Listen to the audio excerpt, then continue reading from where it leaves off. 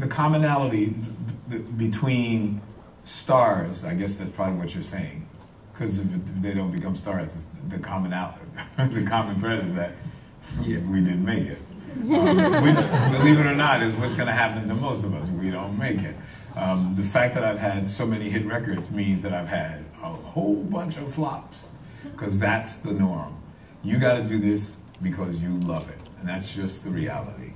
But the people who are stars that make it, that have hit records, and that have repeated hit records, yeah, they have a lot going on. You could feel the vibe. When I first met Madonna, man, it was clear as a bell to me. You know, I've met Gaga, clear.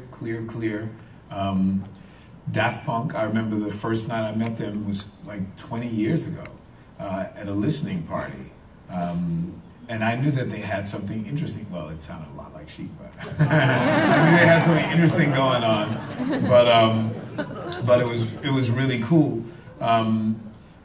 You know, when I first saw Bruno Mars, I knew he was the bomb. I mean, I just knew it instantly. I got a good friend of mine is in the audience right here, sitting up front.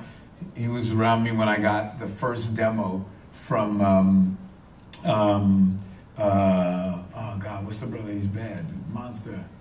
Who's the brother who did Brown Sugar? Come on.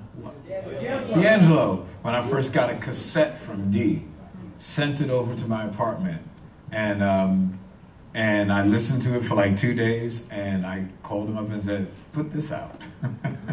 He then spent a year working on the record and then put that out. It was basically the same as the demo that he brought.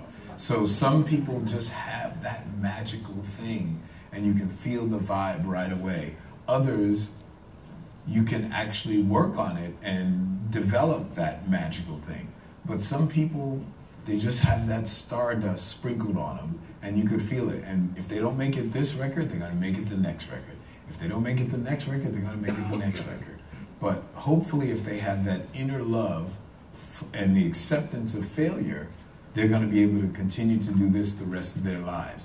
I mean, I'm 64 years old, and I'm just as excited, like I said, working on Ten Snake as I am when I work with, you know, the biggest artist in the world. I mean, it's, you know, Sam Smith and Ten Snake feel the same to me. I go in the room with the same vibe with Disclosure as I do with a brand new artist that I'd never heard of. As a matter of fact, when I first worked with Sam Smith, Disclosure just said, hey, this is our mate, Sam Smith over here. And I was like, cool.